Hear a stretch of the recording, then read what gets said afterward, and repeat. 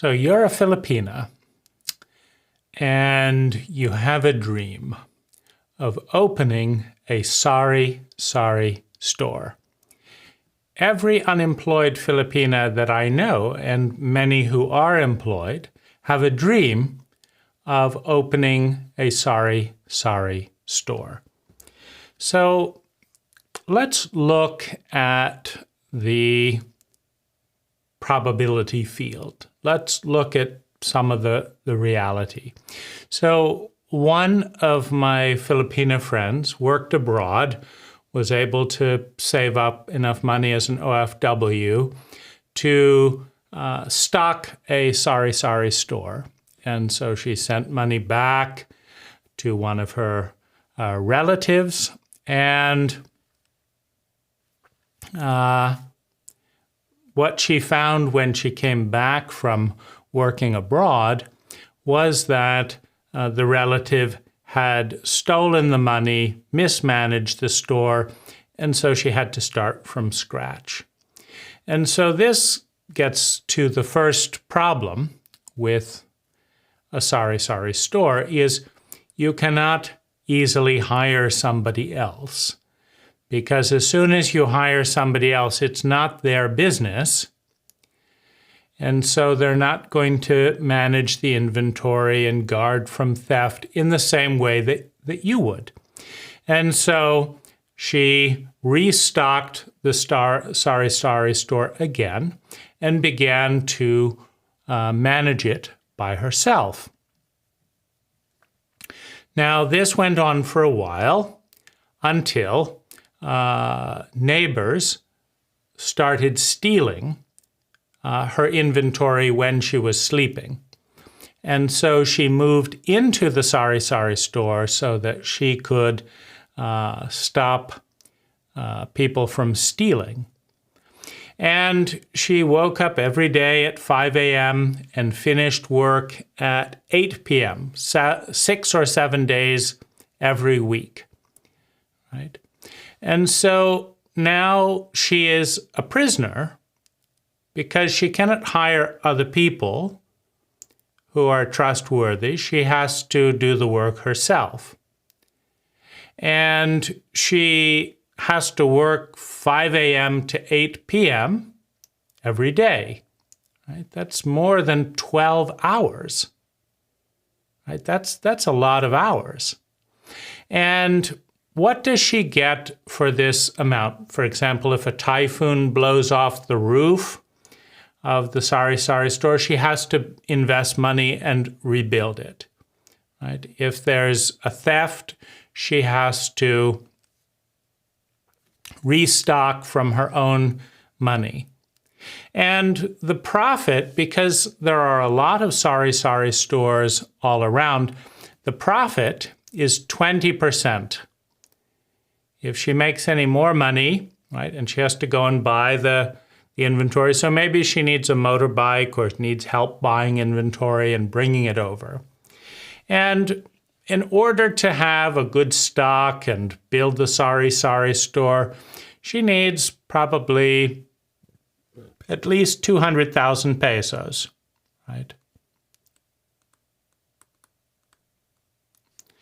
Maybe 100,000 pesos to help build the store and manage it. And then she also needs 50 to 100,000 pesos of inventory. But now she needs to have a license, right? And so her license to the barangay, etc., let's say it's around 10,000 pesos a year, but she has to pay that first before she can pay herself. Even if she's not selling very much, right, she has to make this payment, right? So you have 200,000 pesos of capital, you have 10,000 pesos a year, you have 15-hour days,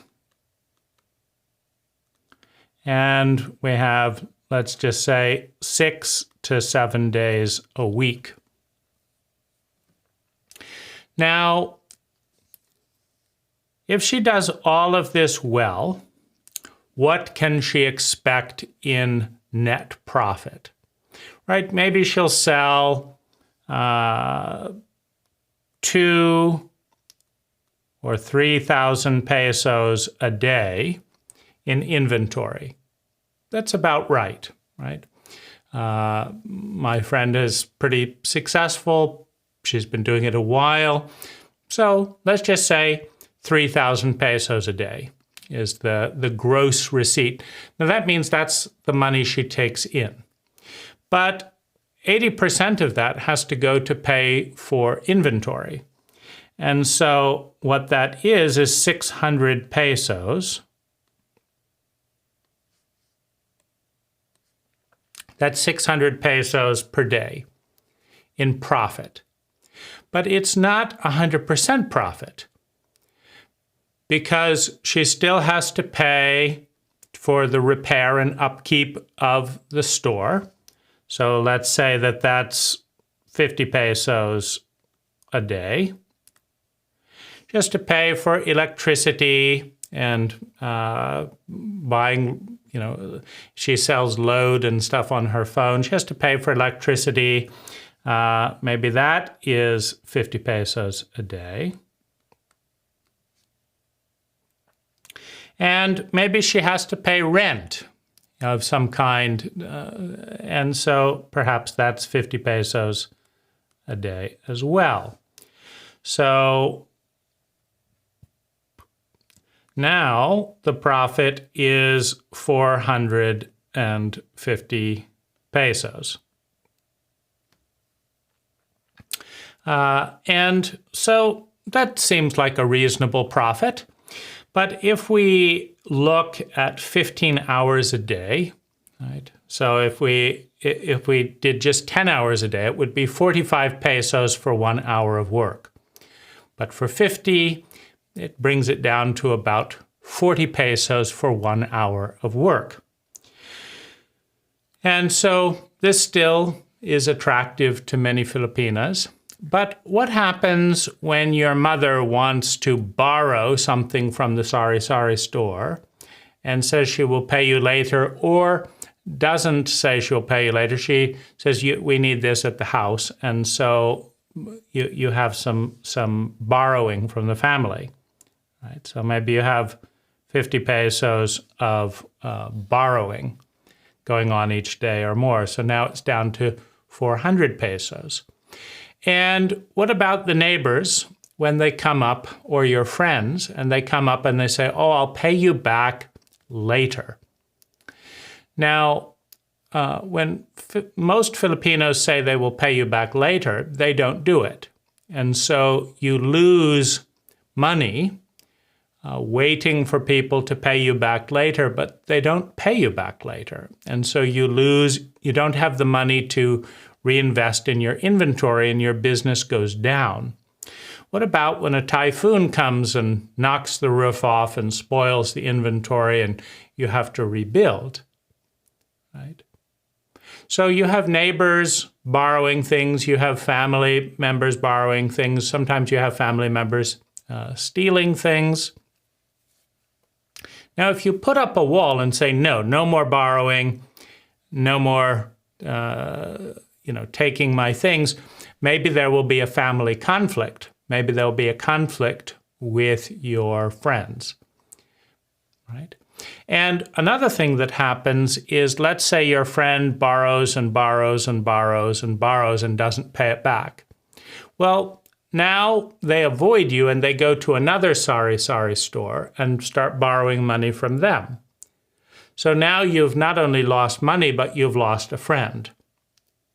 Right? So you lose friends, you lose money, you have family conflicts. Now, all of these things are normal for the owner of a Sari store. If you have a Sari store, if you talk with someone who has a Sari store, all of these things are normal. Right? And if you do have to pay a security guard or hire someone to work for this, then your profits are immediately cut in half again. So the question I have is, why does everyone want to work for, 10 to 40 pesos an hour with a lot of responsibility and a lot of stress and a lot of upfront capital? Why does someone want to do this in a Sari store? Because if that's the only job available to you, it's a great job, right? But let's look at some of the other possibilities that you might consider as a single mother, a single Filipina, instead of opening a Sari store. One could be to do virtual assistant work. Now let's go through this because I happen to think it's one of the better choices. So let's price that out. To do virtual assistant work, you might spend, let's say, 30,000 pesos on high-speed internet. It might be less, but if you bought, for example, a Starlink terminal and connected to the internet at a good speed, let's just say 30,000 pesos for a Starlink terminal. And let's say you decided to buy a laptop for 2,000 pesos a month, right? So you have 32,000 pesos. And now you've got a laptop that you're paying in installments, and you've paid 30,000 pesos a month, and you have 2,500 pesos in internet bill, right? So now your first month, you've got 35,000 pesos of expenses rather than 150,000 or more for a Sari store. So it's much lower to start. And the laptop can be used for a variety of things. You've got a stable internet, which means you don't have to keep buying load for that. You can give internet to your phone. You can even rent out internet to various people around you that need internet. So you could maybe make 500 to 5,000 pesos, renting internet out in little bits by the hour, or even renting out your laptop connected to the internet by the hour. So you could have a micro business as a little internet shop by the hour. You could also buy a 5,000 peso printer, which would allow you to sell to print documents, which would also be something you could do on an hourly basis. But now your whole family has access to a laptop, 24/7 high-speed internet, and printing. And you can start building your skills, right? You can watch YouTube videos about different skills. You can watch movies on a good screen and save money. You can start studying. You can start learning English. So all of this is less than 50,000 pesos. And each additional month is 5,000 pesos a month if you're doing the laptop on installments, right? So 5,000 pesos a month. Now, if you get a good job doing virtual assistant work, it will pay somewhere between $7.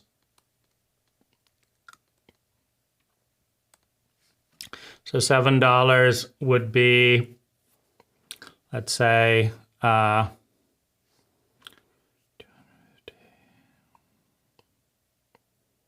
let's say 350 pesos an hour.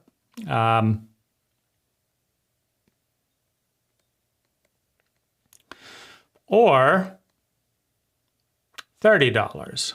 Between $7 and $30 is a normal range for a good personal virtual assistant. I pay my virtual assistant $22 an hour, He's fabulous. But somewhere between $7 and $30 an hour is what you can make. And 30 is 1,500 pesos. So 350 pesos to 1,500 pesos for 1 hour of work. Now, let's just say that you practice for 3 months. You practice 10 hours a day to get work and to be a good virtual assistant for 3 months, and you pay 35,000 pesos the first month, 5,000 pesos the second month, 5,000 pesos the third month. So you've now spent 45,000 pesos, or 1/3 of the cost of opening a Sari store. Now, let's just say that you succeed in 3 months to become a virtual assistant, working 3 hours a day. So we'll take the low end of that. So we'll take the 350 pesos times 3 equals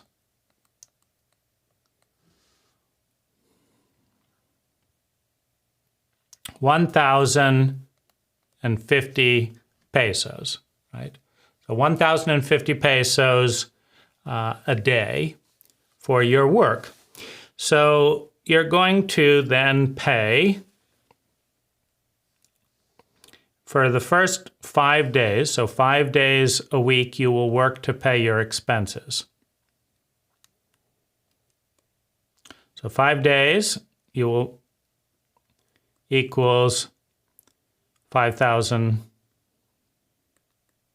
pesos. That covers your laptop installment and your Starlink internet cost. So you're now making 5,000 pesos per hour, or in 5 days. So for 5 days a month, you work to pay your expenses. The next 5 days, well, let's say the next 25 days, right, you have 25,000 pesos. So working 3 hours a day as a virtual assistant for 350 pesos an hour, you will make a total of 30,000 pesos a month, out of which you have to deduct, right? You have to deduct 5,000 for expenses, and you have now 25,000 pesos in profit. Now, you do not have to be trapped in the Sari store. You can take your laptop with you, and nobody can steal your inventory. Right? You have job security. You can go visit a friend, you can travel, and as long as you have a quiet place to work and an internet connection, you can work wherever you want to work. So you have freedom of movement.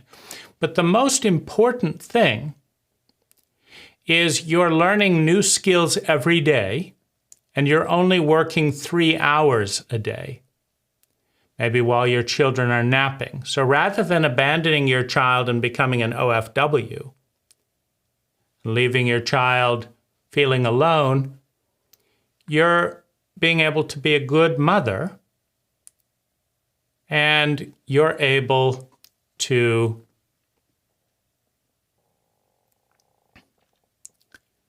work 3 hours a day.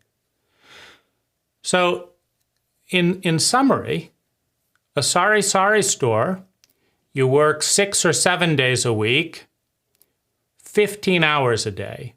You require a minimum of $150,000 in capital. You have to sleep in the Sari store or have people steal your things. You have people borrowing money from you. You have people avoiding you because they don't repay the loans. You've got to do careful calculations all days for little 5 pesos here and 10 pesos here. You can't take a vacation because someone might steal your inventory. And you're only making 100 pesos to 300 pesos in profit every single day. Or you spend 35,000 pesos to start, and you make 350 pesos per hour. All of that, right, goes to your bottom line. You quickly pay off your internet and laptop. You have free use of the laptop for your personal use and family. And your income is 30,000 pesos minus expenses to 25. Now that's if it's at 350 pesos per hour. But what if you get really good and make 1,000 pesos per hour?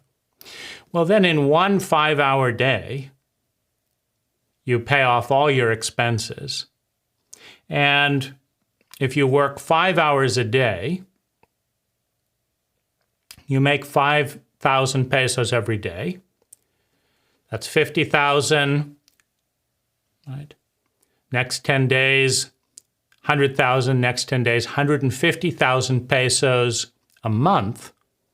You're learning new skills. You can take off, you can travel. You can start investing in land and build your own house. So these are the comparisons between a Sari store and a virtual assistant. Now, one of the reasons that poverty is rampant, meaning there's a lot of poor people in the Philippines, is a lack of knowledge. Everyone I meet is dreaming about starting a Sari store. Nobody I meet is dreaming about starting their own virtual assistant business. And yet, a virtual assistant business gives you 10 times more freedom, is cheaper to start, is more convenient to run, allows you to stay home with your children and still be a good mother, allows you to make much more money. And so it's a lack of knowledge. It's a lack of education about what really matters. So these are just 2 choices. But there are a lot of choices that are possible for you if you learn what they are. So in the comments below, I invite you to share the best ideas you know for becoming financially free, for being financially independent. So you don't have to depend on a man. You don't have to depend on a boss, right? If you're your own contractor with your own internet source and your own laptop, for example, you can have 2 or 3 customers, 2 or 3 clients. One you work for an hour a day, one you work for an hour a day, one you work for 2 hours a day. And then if one stops and you know how to find a new customer, and that's part of the art of running a business, is you go out and find a new customer. Thank you for watching, and let me know if this idea helps you.